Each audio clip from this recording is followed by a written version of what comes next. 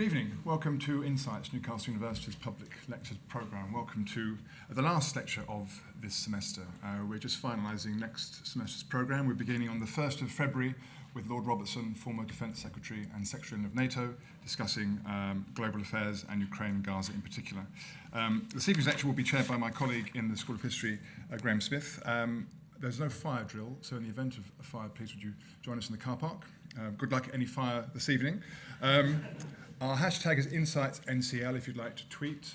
And this lecture, as with all of our lectures, can be viewed on our website in the archive of Insights Public Lectures.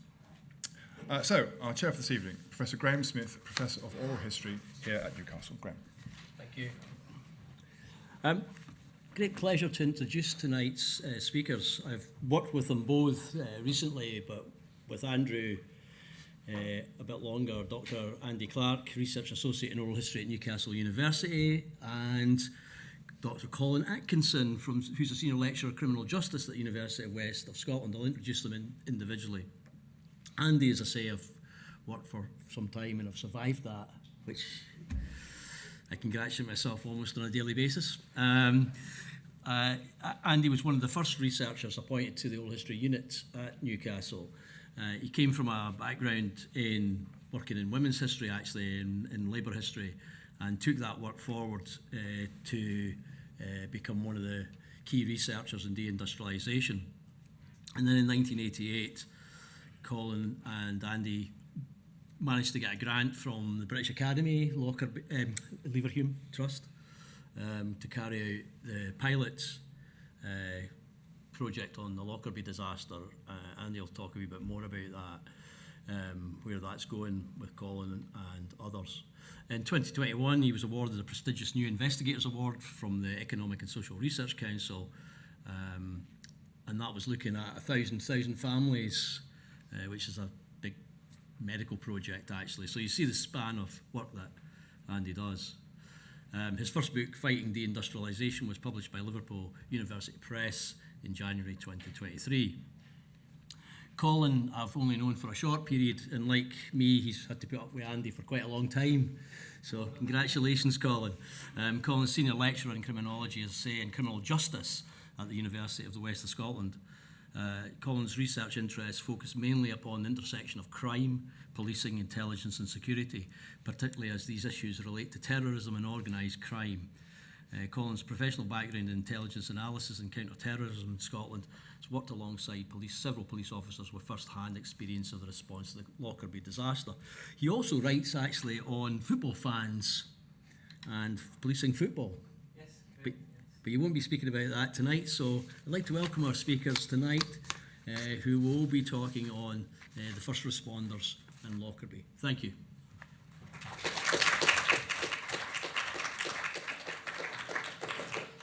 I'll just set up my stopwatch so I don't go on too long. Thank you very much. I was going to say thank you for those kind words, Graham, but I'm not sure, having listened to them, that I would necessarily agree with that. Just for context, I am Andy Clark. This is my colleague, Dr. Colin Atkinson.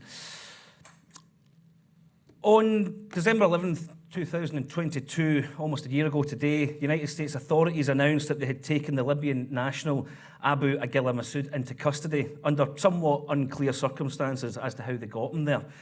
Massoud had been charged with being the maker of the incendiary device that detonated on board Pan Am 103, 38 minutes into its journey from London to New York on December 21st, 1988. The explosion of the Semtex device, which had been placed inside a Toshiba tape recorder inside a Samsonite suitcase, and then checked into the aircraft's hold, destroyed the Boeing 747 while cruising at 31,000 feet. All 259 people on board were killed, as were another 11 people on the ground when the majority of the wreckage landed in residential areas of Lockerbie. The arrest of Massoud, which was quite surprising to those of us that were following the case, marked a new chapter in what has been a protracted international investigation into the bombing. The Lockerbie disaster has had several geopolitical ramifications since the craft landed in a small Scottish town on that dark December night. Once blame was attributed to Colonel Gaddafi's Libyan regime, and two prime suspects, Abd Basit al-Megrahi and Lamin Khalifa Fima, were indicted in 1991.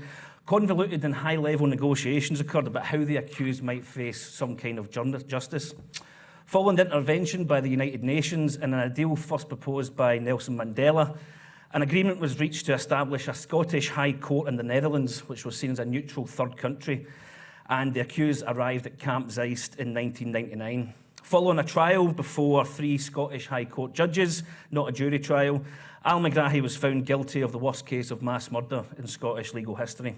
Until today, he is the only person that has been convicted for their role in the atrocity. Now, the story of Lockerbie in particular, the international ramifications, has been told and retold many times, particularly as new developments occur. Over the last year, journalists Lorraine Kelly and Kirsty Walk have gone back to Lockerbie for new programmes for TV and radio, respectively, to talk about their memories of arriving following the disaster.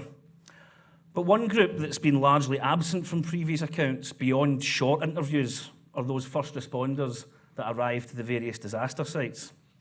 In 2018, on the 30th anniversary of the disaster, Colin and I were successful in applying to the British Academy for a small research grant to conduct an oral history project with some of those first responders.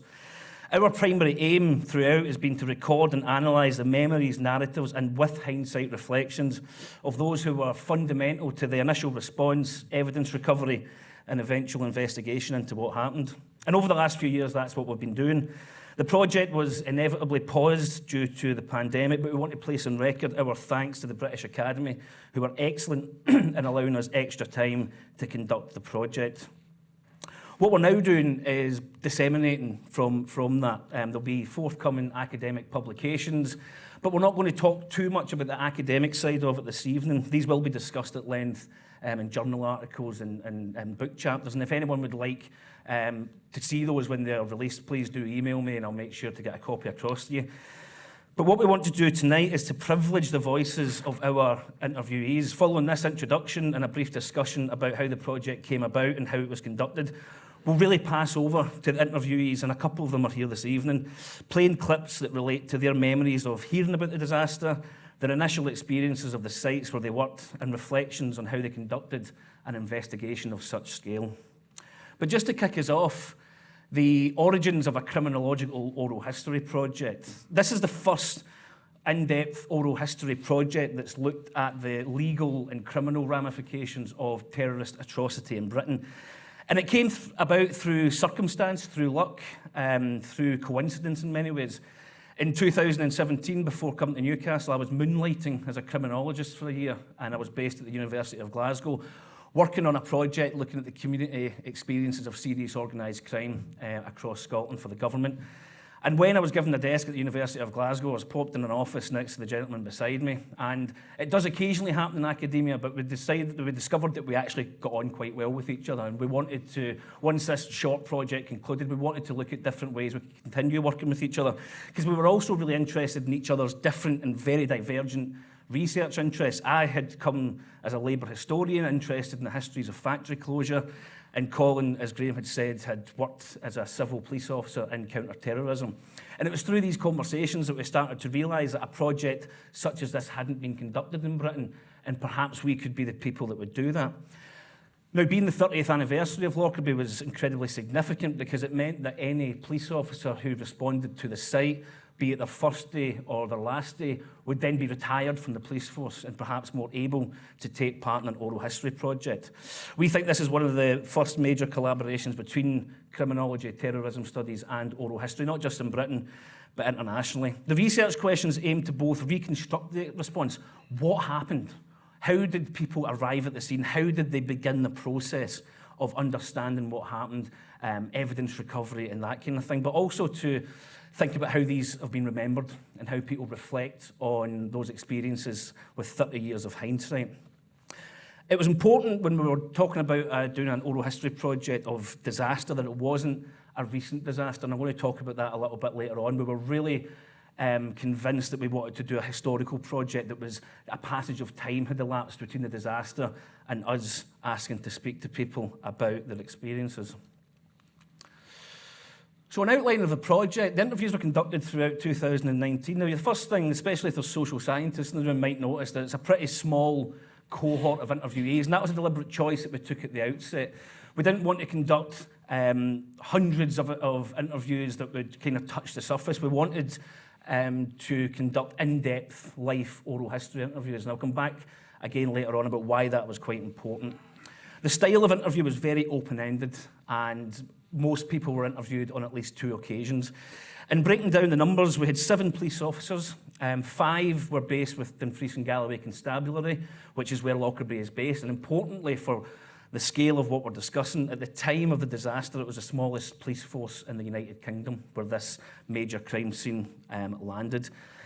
We also interviewed a couple of Strathclyde police officers who had been bussed in to offer support to the D&G following the disaster. One who was just an on-the-beat Bobby, and another, Brian Jameson, who was part of the specialist diving team who worked in recovery in the kind of lochs and rivers around about Lockerbie. There's something that came about quite fortuitously was our involvement and engagement with members and volunteers of the Northumberland National Park Mountain Rescue Team, 2 of whom you'll hear from later, Carl and Pete, that are here this evening. Now, this was by pure chance. When the British Academy sent the documentation confirming that they were going to give the university the £10,000 to conduct this project, the administrative colleague working in the central offices of the university was a volunteer on his spare time with the Northumberland National Park Mountain Rescue Team. So when he sent the documentation along to me, he said, "I've had a look through this, it's really interesting, but did you know that our team were also involved in the disaster response and debris recovery?" And the reason for that, if you look at this map, which shows the kind of direction of travel, when the plane exploded at 31,000 feet, the debris trail didn't just land in the town because of wind conditions and such. It extended right across to the east coast of England, and particularly Kielder Forest and Alnmouth and places like that. So the mountain rescue team were central to that. And what became very fortunate again is one of those volunteers that we were interviewing, or one of those volunteers passed us on to another volunteer who happened to be working air traffic control at Teesside Airport on the night the disaster occurred, and was able to give us a first-hand account of that. In total, as I say, although it's a small cohort number, we recorded something in the region of 26, 27 hours of audio data, which touches on everything from personal lives to why people become involved in the police, why people volunteers, mountain rescue teams, and also talking, of course, about Lockerbie. We were able, due to the pandemic, to have a repurpose of funds that allowed us to visit Syracuse University in New York State. There were 35 students on board Pan Am 103 from Syracuse who were going home after a semester studying abroad. And the whole university, and indeed the wider community, have a real strong connection to Lockerbie and to the disaster. And we went there, we took part in their week of remembrance. It was very American. It was all very big. It was very literally singing. You can see the glee band that performed a few numbers at the Rose Lane ceremony. But I think when we kind of departed after giving a public lecture, we reflected on it as one of the most touching and humbling experiences that we'd had as researchers. We were fortunate enough to meet some of the relatives of the students that were on board and talk to them. And what really came out from that was their connection not only with Scotland but with the first responders. There was a high degree of anger amongst the American families towards Pan Am, towards the American government, but they constantly juxtaposed that with their appreciation, their gratitude to the people in Lockerbie and beyond who did tremendous work in trying to make the situation as manageable as possible. I think that's going to be one of the key academic things that we take away from this, the way in which everyone reflects on that, both the first responders and those in the US. So over the next 15 or 20 minutes, I say you're not going to hear anything from me, you're going to hear from Colin, but you're also importantly going to hear from our interviewees, and we're going to be playing clips as long as the technology behaves itself, which I'm sure it will, from the interviews, and we'll split these into the kind of 2 themes. Memories about how people felt when they heard about the disaster, how they recalled hearing the news that something of this scale had happened. But then also move on to what I said earlier, the nuts and bolts of the early operation. How was it operationalised to both in Lockerbie itself, but also, as I say, in kind of rural Northumberland. So for doing that, I will pass over to Colin. Thanks, Andy. Can everyone hear me okay? My voice coming through? Perfect, thank you so much. So I've got the privilege of taking you through the audio and the transcripts from some of our participants. The point here, as Andy mentioned, is not for you to hear from me, but for you to hear from them. So we'll play each clip and then I'll offer a series of short reflections from both Andy and I on recurring themes and motifs emerging from the data that we think are particularly interesting from a public perspective and from an academic perspective. So if we can hear the first clip, Andy. I was on duty with two of the colleagues down in Radar, and we were waiting for the Aberdeen flight to come down, because it was Aberdeen Teesside and then it went Humberside. And it was getting to around about the time that we were expecting to hear from the Aberdeen flight, and we wound the radar out way past the range from which we could control, which was not illegal, but you know, you could only work within 40 miles of the radar ahead, but we had it whacked out to 120 miles. And at about a few minutes past 7 o'clock in the evening, we noticed this chaff, or what we thought was chaff, which if you were in the World War II would be known as window. It's like little foil strips cut to a certain length that's dropped out. I mean, they still use it today. That's what we thought we were, and there was like an arc from sort of the west side of England across to the North Sea. Right. And we just thought it was something that had dropped chaff. And then we heard, not long after, that there'd been an incident up in Scotland, and of course at Lockerbie at the time, there was various airways crossing there, and there was a beacon at Lockerbie,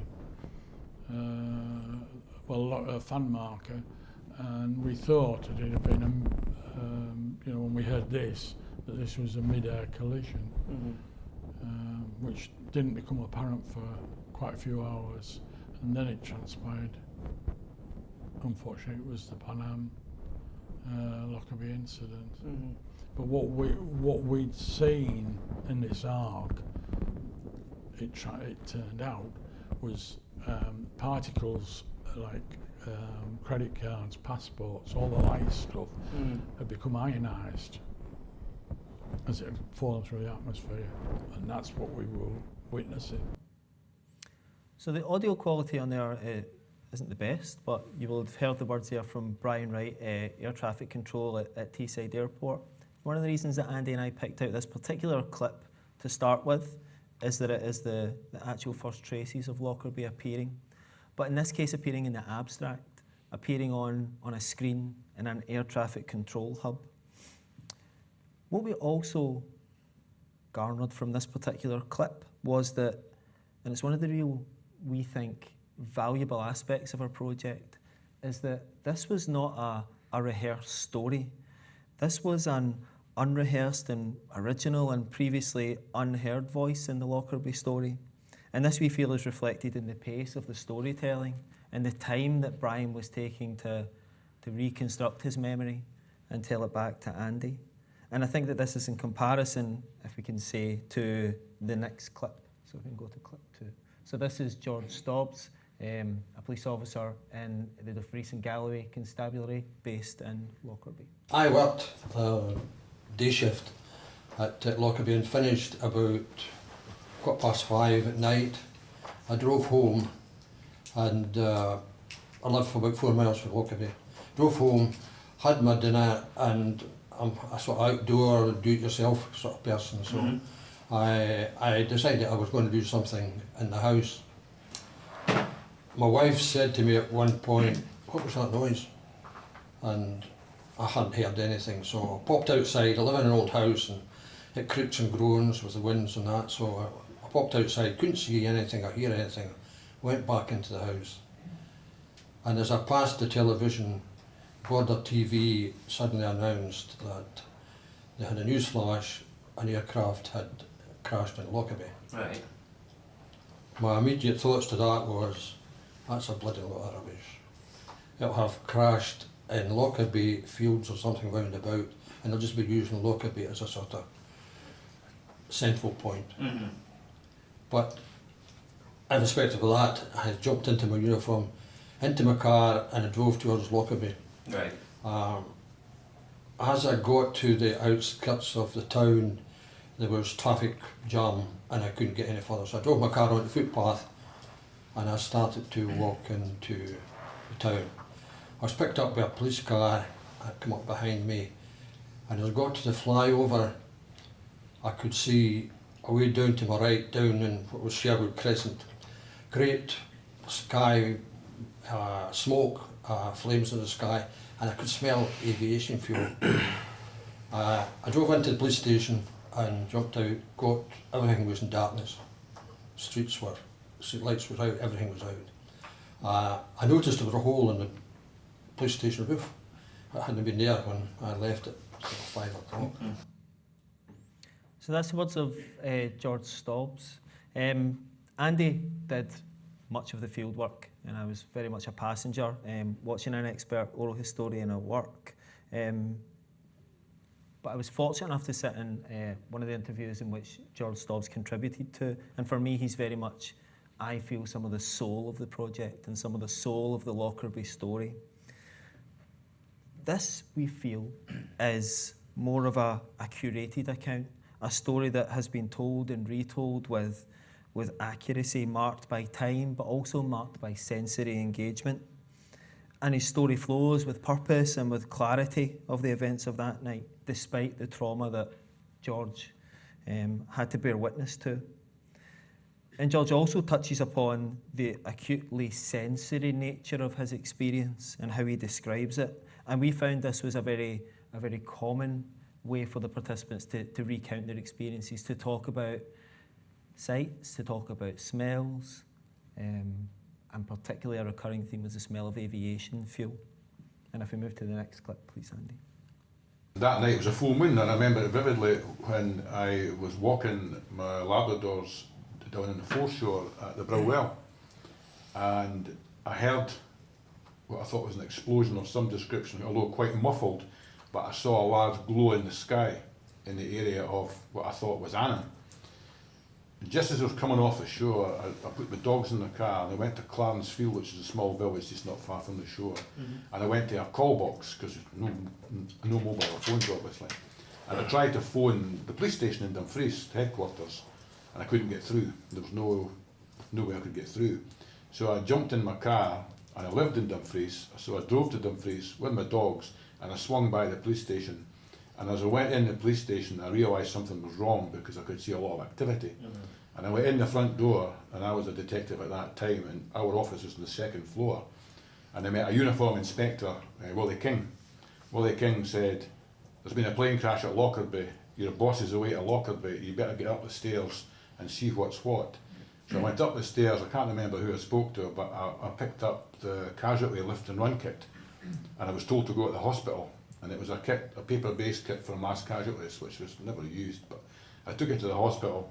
I can't even remember Brian being there, but I spent maybe half an hour to 40 minutes at the hospital. And yes, as Brian said, a lot of doctors appeared in, nurses appeared in, very orderly, and they were lining the corridors professionally at A&E, expecting casualties, and they never materialised.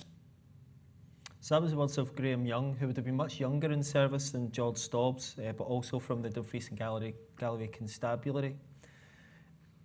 Interestingly, here again we begin with the sky. The first thing that Graham mentions is that night it was a full moon. So we move from the abstract understanding of the sky from the air traffic controller to George Stobbs talking about the view from the sky from the ground. It was filled with flames, to Graham mentioning the idea that this was a night with a full moon. And the landscape and the geography of Lockerbie is very important in understanding the disaster and its impact, but it's also important for understanding the impact on memory as well. It's a canvas, the sky, on which memories are painted.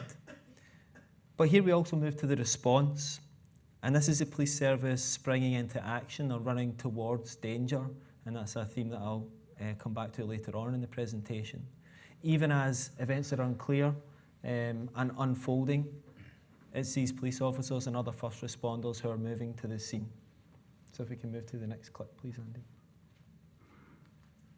It was eerie, there was a kind of mad stillness to it. It's hard to describe that. I guess your senses are really confused when you go to the no street lights for a start, and then fires.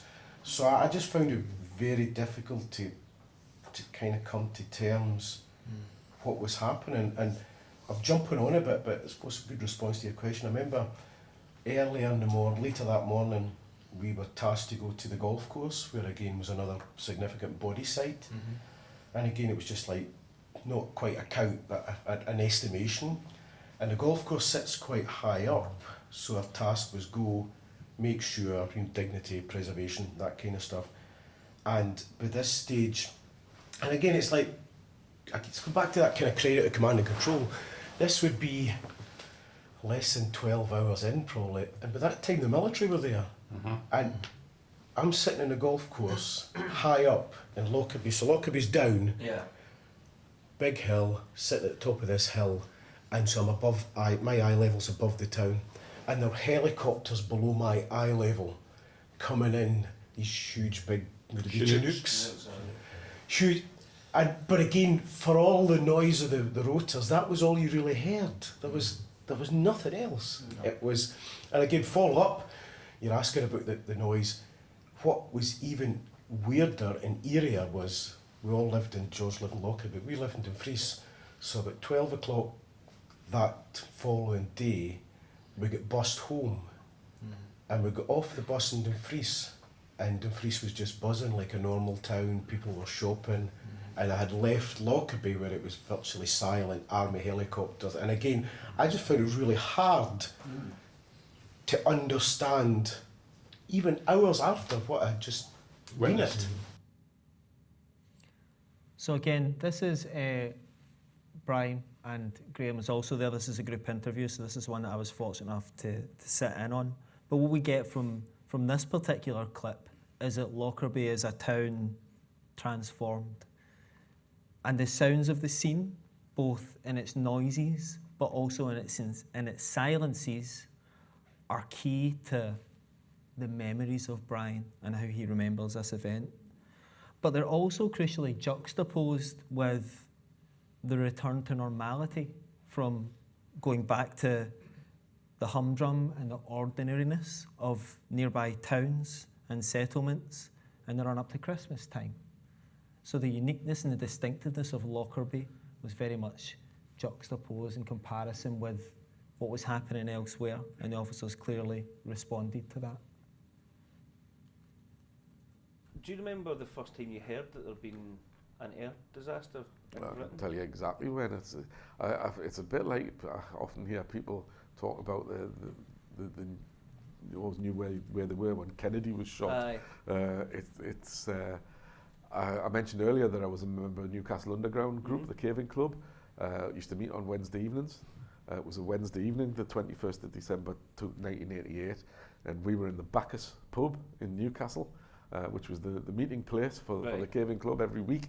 That was where we met and decided what was going to be done the following weekend. Although with Christmas coming up, there wouldn't have been anything happening the following weekend that particular time. It came on the TV in the corner of the pub that there'd been an air crash over Lockerbie. Right.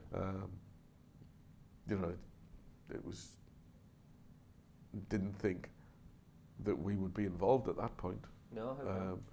But because Lockerbie's, it's in Scotland and it's further north, and the following morning, it had obviously become apparent, and we were called out the following morning, and the debris had because of obviously the height, airliners fly 6-7 miles up, and with jet streams and all the rest of it, the debris had fanned out, and it was across as far as Alnmouth on the coast, because if you take a direct line across from Lockerbie, obviously the way the border goes, it's the border's on a diagonal. Lockerbie is approximately, in line with Almouth on the east coast, and the debris had fanned out right the way across to there. Obviously, it was lighter materials and less of it. This is one of my favourite clips from the presentation, not just because we've got the good fortune to have Carol here in the audience, but because Andy asked the question, not why, but how come? A very Scottish question to ask, I think. But what we take from this as well is the imprint of Lockerbie on individuals as responders and individuals who remember it, but also the impact on the collective consciousness of the public. This is a JFK moment. And for those of you who are still too young to remember, perhaps it's a 9/11 moment. So I think it's a really important way to frame Lockerbie and its significance, not just to individuals, but to our cultural consciousness.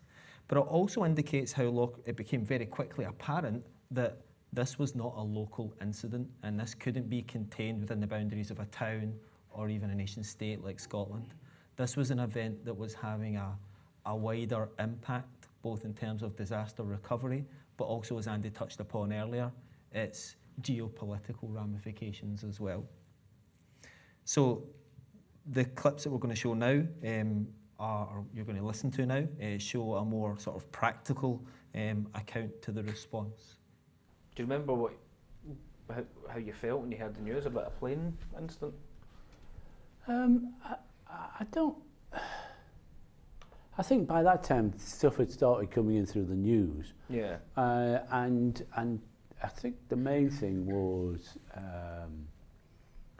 the fact it was near Christmas, and people were going home for Christmas time. Families were disrupted. You had your own family. You were making your preparations for Christmas. And so it did hit home, and particularly once we did start getting involved and finding personal effects. We're finding sort of Christmas presents and things like that. And that really brought a human, it wasn't just looking for bits of a plane, there was a human element. This once belonged to somebody, But in some respects there's a job to do, and that kicks in. Because very quickly, what we were doing, we met the police guy, and it was the inspector, and we said, okay, what we'll do is we'll plot on a map where all these are being found, and so that's we set up that, and I said, well then we can send people out to those areas. If someone goes missing, your planning point is where they were last seen, and you spiral out from there. So we started doing that, but then there's lots of reports. But as we saw on the map, a pattern was emerging. There were two definite lines of debris. Right. And then we could predict over a period of time where to go and look next. So that just then started to shape up into the major incident of bringing more people in. At that time, there was RAF helicopters. One of the pilots said that as he flew over Kielder, he said it looked like someone had dumped a giant skip over the top of the trees. Oh, really? There again, we were looking at that. There's lots of insulation in an aircraft, and that sort of like confetti blew out. But it was these two definite debris trails. They were like little markers so we could plot it and predict and where to sort of section off areas to search, put ground troops in, and that went all the way across to the coast over a period of 3 weeks. I think I went down to my home near Warrington Christmas Eve, stayed till Boxing Day, came back, and then went back to established at Bellingham, the control room, Right. and then stayed there till early January. So one of the interesting things that we took from this is we hear about the practical response, but we also hear about the interplay between the bird's eye view of the disaster and its aftermath, this idea of there being almost like a skip, having spilled its debris all over the landscape and over the trees. But we also get the view from the ground, from the troops who are going to be out there doing the difficult recovery job itself, gathering the debris, and all of which is used to inform this process of mapping, again, thinking about this in the abstract in order to guide the practical response. And also there's a call to action here from the volunteer team towards response, but also towards problem solving. And that's another key element of the response that we uncovered. You talked about the command structure. Can you talk me through that in terms of who was leading the investigation, who the kind of hierarchical, who was involved in that side of things? There's a key part to that, because if this had happened probably anywhere else down south, if it was, the Met would have came in and it would have been a national inquiry. The issue that kept it local was the local fiscal. Right. And his responsibility, he would only take a report from Dumfries and Galloway, Constabulary, and I mean that was a pressure point because you had FBI, you had Met, you had everybody really vying for this, so there was a big political element to that. But he was very, very strong in his view that he would take his report for the Chief Constable in Dumfries and Galloway. So that's how that bit that Johnson talked about that night extended through the chief-led inquiry, basically, albeit supported by his deputy. They brought in the SIO, which was John Orr. He had a deputy who came from London and Borders. And our head of CID was basically outranked, and he moved on to victim identification. So you had a detective chief inspector rank in charge of all the kind of areas that were like, so you had baggage, we'd obviously got Dexter premises, all the property, all the aircraft parts.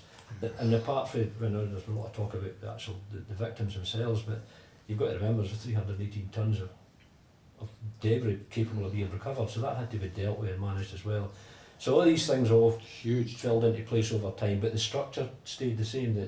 The chief was obviously head of the force, head of the investigation, albeit working through the SIO who was dealing with the day-to-day running of the case, and that continued all the way through, even through the other SIOs that followed on from that, just carried on that process. The numbers obviously in support units fell away as jobs were completed and moved on. And I mean, I don't know how far you want to go with that, but that's basically how the structure worked. But in amongst that, we had royal visits, we had the Prime Minister ministerial visit. It's the same people, we were the firearms people, we had to change your hat, you go and you do your protection role for that day, and then you get back and you do something else.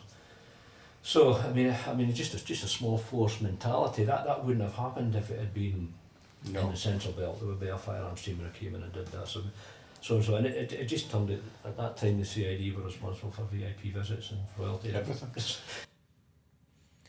Okay, so those are the words of Tom Gordon, a police officer from the Dumfries and Galloway Constabulary.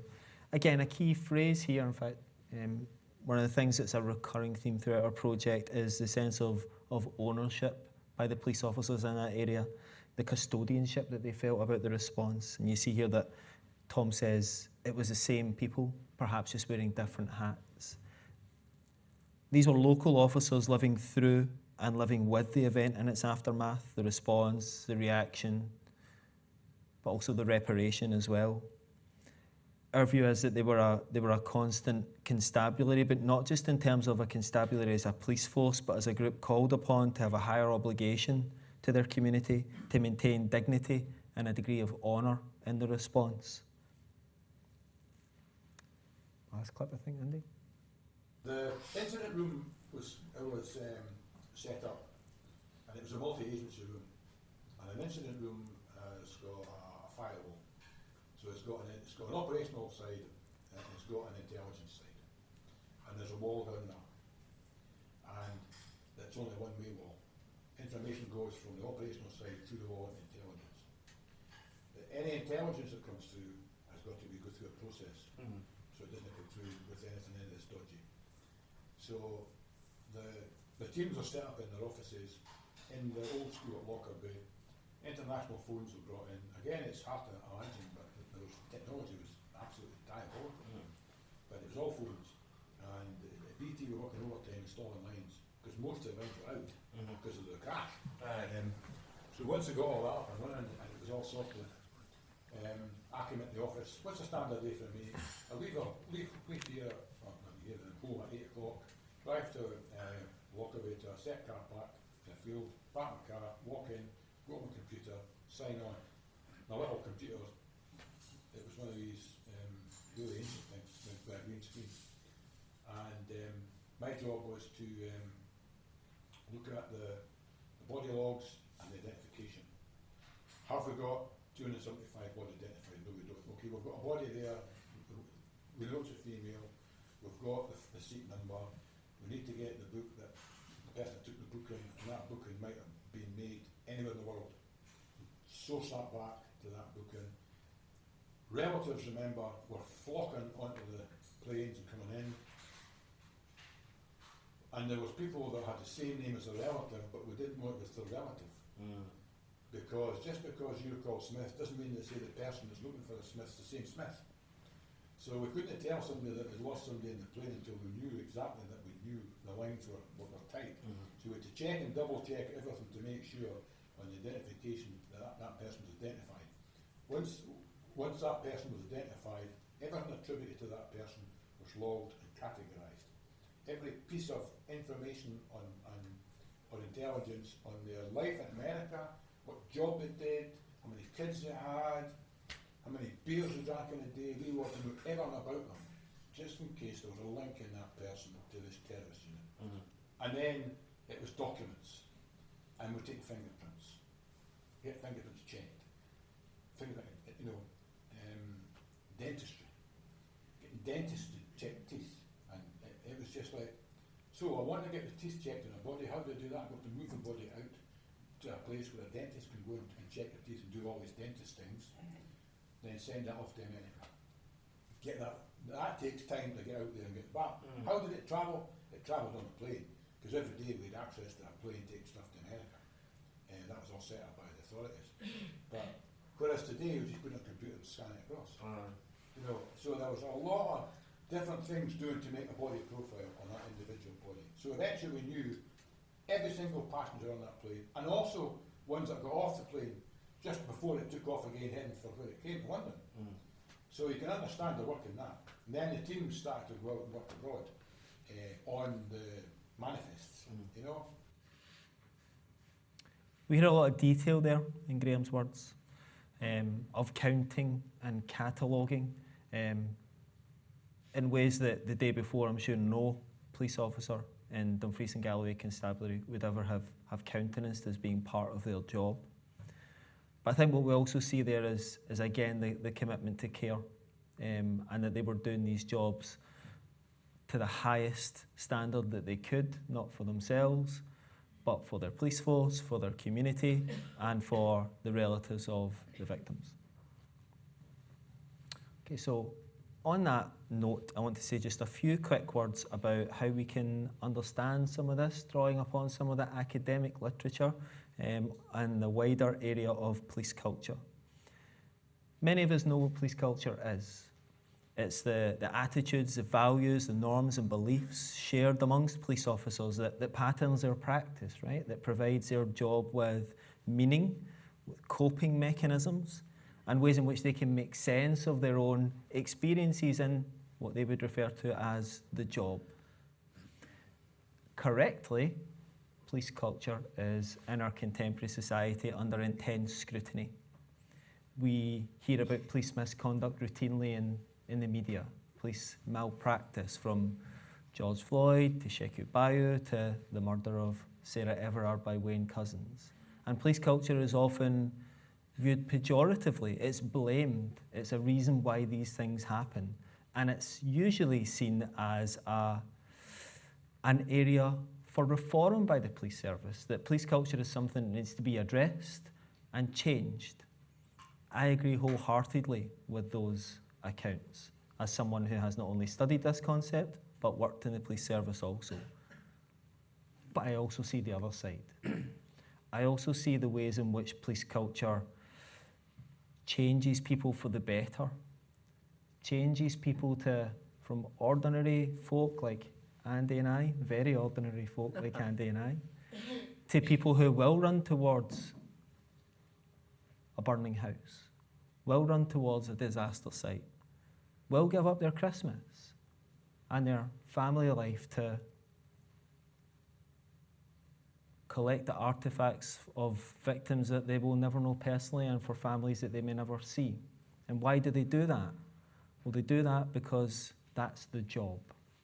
And we need to appreciate the responses of the police officers in particular, but also the wider first responders of Lockerbie in those contexts. And we also need to understand, as Andy mentioned earlier on, that this was the smallest police force in the UK. There are a whole series of reasons why that plane blew up in the sky at that particular point and why it landed at the particular spot in which it landed. And those circumstances will never be fortunate. But I think what we can say is that we're lucky that Dumfries and Galloway Constabulary were the officers who provided the officers who responded to that, because they did it with that care and commitment that perhaps we couldn't have expected from anyone. And this was a small rural police force. Again, just very quickly drawing on the academic literature, what we know about police culture is predominantly drawn from academic studies that look at large urban police forces, the Metropolitan Police, for example. And we need to think, okay, well, that may be true there, but is that true everywhere? Is that true of Dumfries and Galloway Constabulary at that time? And I would suggest probably not. And that culture, I think, was important, and we need to appreciate how it explains how those officers coped with the trauma and how they helped their community. Andy. Brilliant, thanks very much, Colin. I feel like I've not spoken in ages now. I just want to touch briefly before concluding. I think we've got 5 minutes according to my stopwatch before Graham shouts at me. On my kind of academic angle that I've been thinking about the project that we've been doing. As I said, I had never worked in this area before. I worked on labour history and women's history, strikes, that kind of thing. So this was a very different type of project than I had worked on previously. And it brought forward questions about how we as oral historians ethically conduct research on difficult and traumatic histories. Now, oral history has a long tradition in doing this. Particularly in the Holocaust studies, oral history has played a key role in understanding what happened during the Holocaust. But one of the things that I've been reflecting on is the importance for historical distance between the event taking place and the interview about it. Disaster oral history has been an emergent field over the last 20 years or so, with projects on the 9/11 attacks, Hurricane Katrina, and these were conducted in the immediate aftermath of these disasters, while you might say they were ongoing. But in doing this project, I've reflected on what are the benefits of doing a more historical project on disaster and atrocity. And there's just a couple of things that I want to touch on. The first one is that you're not interviewing people in the midst of crisis, and I think that's really significant. When people's lives are likely disrupted and they're trying to make sense of what has happened to them, to their communities, to their loved ones, and the kind of broader society. When people are undergoing that kind of range of suffering, how much value can we expect from an interview where we are asking them questions to discuss their feelings? Is that an oral history project where we're interested in memory, or is that more a kind of autobiographical project which other scholars are perhaps more attuned to? But historical distance also allows for reflection and composure. Long after the people we speak to have had time to come to terms with what happened and to reflect on it and to remember it. And despite suffering perhaps a range of emotional issues, they're able to talk about it. Everyone that we interviewed for this project was self-selecting, which is really important as well. They wanted to take part, partly to help us, and some of your former colleagues were involved, but also, I think, because it was something they felt comfortable talking about. But also, this brought together the importance of making sure there was a proper systematic interview schedule. And we spent a lot of time working on that. It would have been ethically wrong and immoral for us to go in, ask questions about the worst case of mass murder in Scottish history and then leave again. So the interview schedule was designed in such a way where we brought people back to Lockerbie through their careers, through their voluntary experience, discussed what they'd seen, what they heard, what they felt, but then removed them from that again. And we continued the conversation of their life story in the years after that, so that by the time the interview had finished, the Lockerbie discussion had been a long time previous to that. And I think that is the crucial point of allowing for historical distance, that you can remove people, you can take them back, but remove them again because they're not currently living that crisis, that disaster. And also on the practical level, these voices would not be possible in the immediate aftermath. You're not going to have police officers discussing an ongoing investigation. Mountain rescue volunteers would be busy still out in Kielder Forest doing work. They probably wouldn't have the time or the energy or the resource to sit down with an academic and to discuss their feelings and reflections on it. So that's just one of the things that we're hoping to have an article based on Colin's police culture and an article based on my reflections of disaster oral history. But what, as I wrap up, as Graham skills at me more, what we've presented this evening is just a very small snippet of the oral history material that we've collected with first responders to the disaster. By my rough estimate for timing, there was around 19 minutes of audio clips presented in the lecture, but the total data set is well in excess of 24 hours. Along with our respondents, Colin and I have generated a unique and important collection of in-depth oral histories. This collection does not exist anywhere else. We have been privileged, I would say, to have access to these voices not recorded elsewhere. As with any major event, the discourse around Lockerbie has foregrounded particular voices who appear frequently in documentaries and dramas. And this has certainly been the case with first responders to the Lockerbie disaster. But the vast majority of our interviewees, on the other hand, have deliberately opted not to speak to the media. They don't feature in documentaries or in newspaper reports. And indeed, Tom Gordon, who we heard from earlier, remarked at the end of our interview, and I don't have the clip, I'll just have to read it, I quote, "The disaster management part of it, which is a bit that I stick to, and the policing part, the understanding how complex things have become, how it can affect people, that's important. So that's the only reason you've got that. Otherwise, you wouldn't be getting it." And he laughed at that point. That's just the truth of the matter. If it's for academic use, then great. And I think that's really important because these respondents have entrusted us with their narratives and experiences of their response to the disaster, but also the evidence recovery and the process of securing a trial and conviction. This is for explicitly academic purposes, and this lecture is the first part in disseminating these research findings. Looking to the future, it is our hope that we can move beyond the disaster and look specifically at the arrest, trial and conviction of Al McGrahy at Camp Zeiss in the Netherlands in 2001. Over the last couple of years, we've been working with Graham Smith and with Professor Rhona Smith from the law school, who sadly couldn't be here tonight, to submit an application, a large application for funding to the AHRC for a project that will utilise the same approach that we've done in a small project. Following this, we will, if we're successful, we'll use this same approach with those that worked on the trial in the Netherlands, the legal personnel involved, the police officers that were involved, again, to think about how they reflect on their involvement in the biggest international case related to terrorism. And in doing so, we'll continue what we've wanted to do since we started this in 2018, to add to the collection of voices of those who worked tirelessly in the pursuit of justice for the 270 people who died 35 years ago this month. Thanks very much.